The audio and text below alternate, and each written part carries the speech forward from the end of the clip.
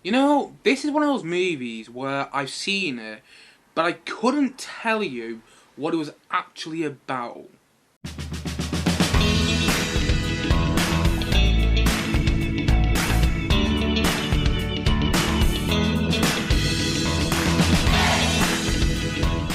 Amsterdam. So, Amsterdam is the newest film from David O. Russel, and it follows the story of three friends who have the time of their lives in Amsterdam, then they have to move back to America, and then they get involved in the conspiracy, and then they try to take it down. And that's my interpretation of the plot for Amsterdam. And honestly, this might be the year's biggest misfire in terms of movies, because this film had so much going for it. I mean, just look at the cast, and the director has done some good stuff in the past. David Russell has made some good movies in the past, and there's just, you watch the trailers and it kind of looked funky and cool and really interesting. But then the movie is just, well, meh. It's just, I don't really know what it is.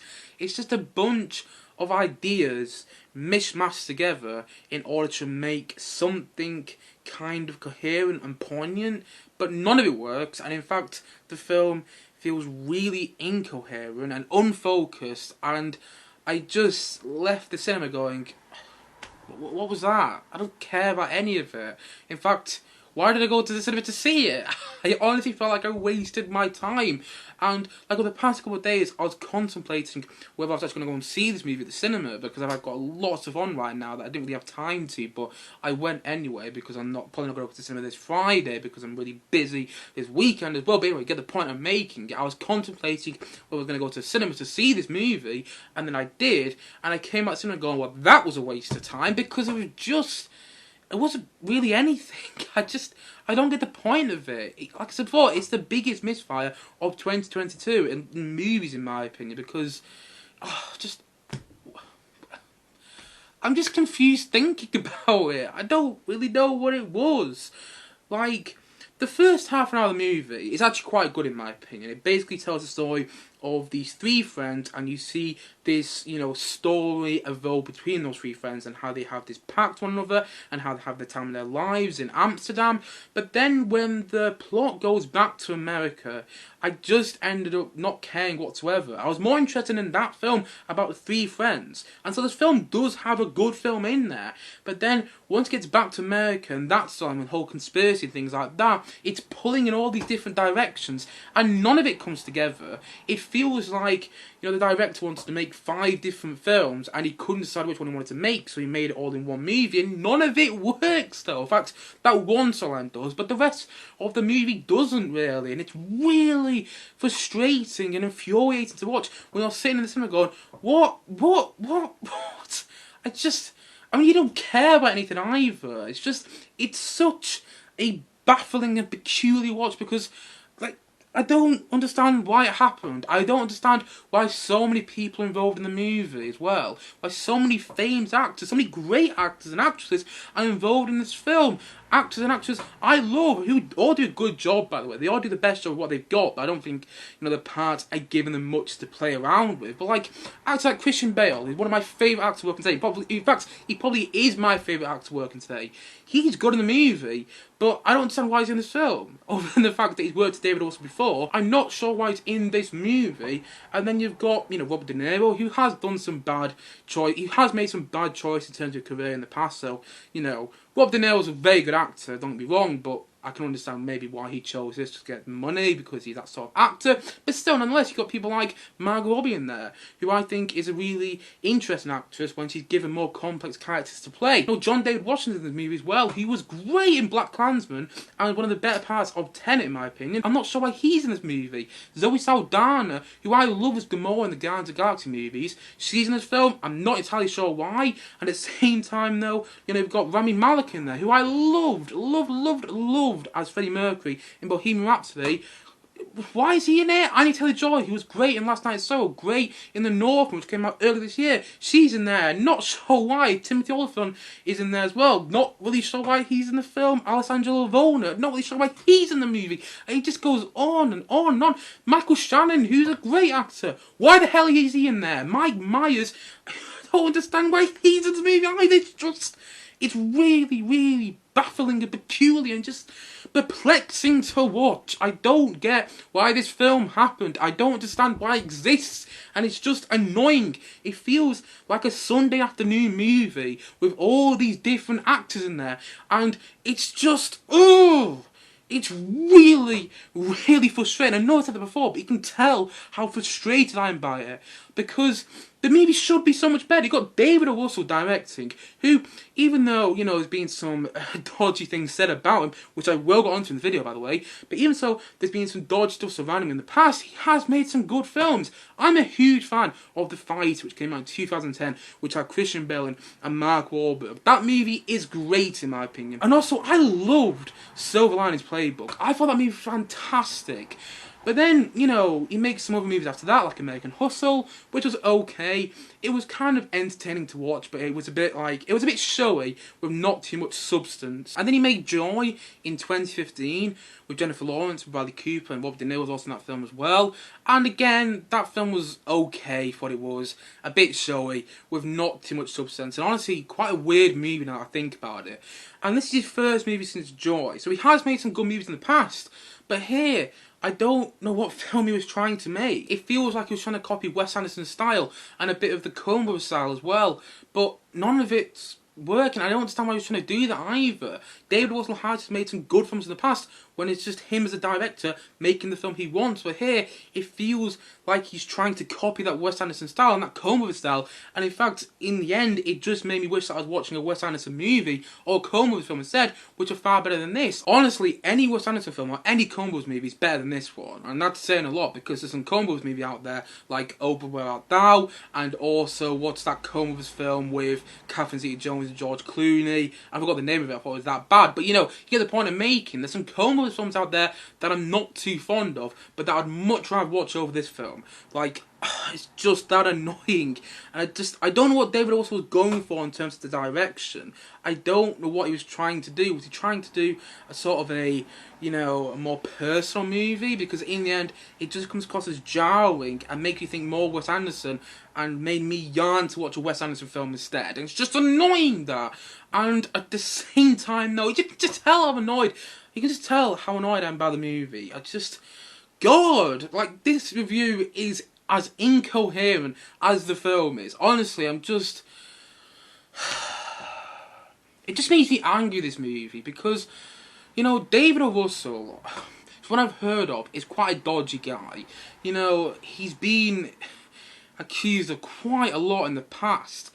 Like, he was accused of sexually harassing his nephew, and he admitted to that, and yet he's still working in Hollywood.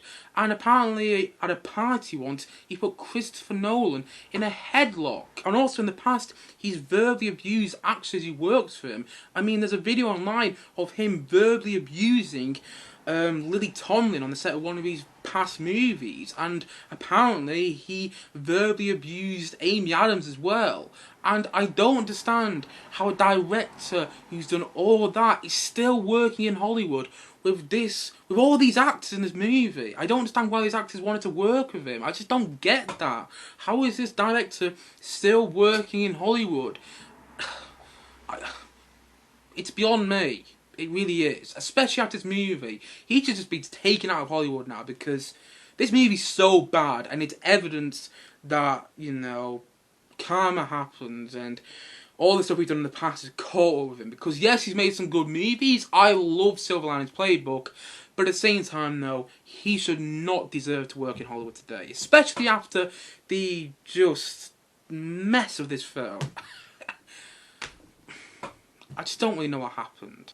Honestly, like I said before, it's a huge mess and a huge mishmash of different ideas, and none of it comes together, and it's really, really disappointing and underwhelming, because David also has directed good things in the past, but this is just rubbish. It really is. It's incoherent, unfocused, much like this review today, and also really just frustrating and infuriating to watch. You can tell how frustrated I am by this movie. You can really tell it, because God, I love some of the actors in this film, but I don't have a clue what it was. I don't have a clue what this movie was, and I've seen it, and I still don't understand what it was. And that pretty much tells you how I feel about the film as a whole. And so, all in all, I'm going to say that Amsterdam, I'm going to say that it's a 2 out of 10. You know, give credit where credit's due. There are some good parts of the movie. The performances are all good. All the actors are giving it their all, and I think there's standouts in there like Christian Bale, Margot Robbie's a standout in the film. So is Zoe Saldana, actually. I think she plays her role very subtly, and I think she's underplaying her character, but in a way the film kind of warrants her to. And also, I think that there's some interesting performances in people like Anya Taylor-Joy, although she felt like she was underutilised. Honestly, if you have Anya Taylor-Joy in your movie, you want to use her a lot more. I mean, just look at the way Edgar Wright used her in Last Night in Soho. That's how you use Anya Taylor-Joy in the film. I'm ranting on, but you get the point I'm making. You know, give credit where credit's due, and there's some good performances in there. And also, I love the way the camera moves in some scenes. I love how it gets up in people's faces. But, you know, compared to everything else going on in the movie, all that stuff kind of seems redundant. It's kind of like, yeah, that's all great, but the rest of the movie is just, it's nothing. It's a Sunday afternoon film that you can stick on in the background whilst, you know, you're cooking a roast or something like that, or whilst you're on your phone. Honestly, I don't advocate that whatsoever. You should never really go on your phone when you're watching a film or an episode of a TV show. I don't think that's a good idea. But saying that, though, you could probably go on your phone whilst watching Amsterdam and get as much out of it as if you didn't go on your phone whilst watching the movie. And that tells you everything you need to know. Like, I get really annoyed when people go on their phones during films. But I actually think it'd be okay with Amsterdam, because what was it? What was the movie? I don't get any of it. It's rubbish. It is terrible, and it's the biggest misfire of 2022, because there's nothing in there which really impressed me that much. Okay, the storyline with the 3 friends early on in the film is pretty nice and entertaining and fun to watch. But then after that, that story just kind of gets injected into this mishmash of different ideas, and that film gets lost. The good film in the first half an hour of this movie gets lost in the rest of the film, which just feels like a big, incoherent, unfocused mess. It really does, and you can tell how frustrated I am by this movie, and the fact that and the fact that so many actors are in it as well. It's just, I don't know. I don't even know how well this review's come across today, but yeah. That's how I feel about Amsterdam. It is the biggest misfire of 2022. It should be so much better. And it was just nothing in the end. I didn't get the point of it. It wasn't as poignant as it wanted to be either. And for a film that has this much behind it, I mean, come on. There you go.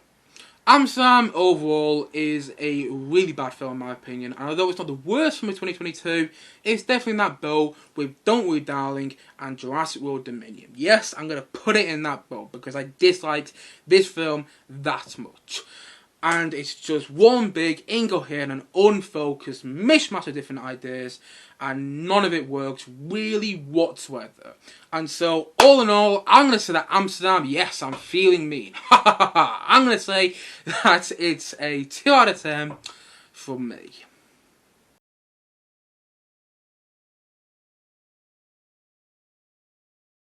Anyway guys, what do you think of Amsterdam? Please do comment down below and know your thoughts in the comment section below. Anyway guys, thank you as always for watching, and if you haven't yet, please do click down below and like and subscribe on this video, and look forward to many more both film and TVs coming very soon on this channel. See you guys again soon, but bye for now, bye!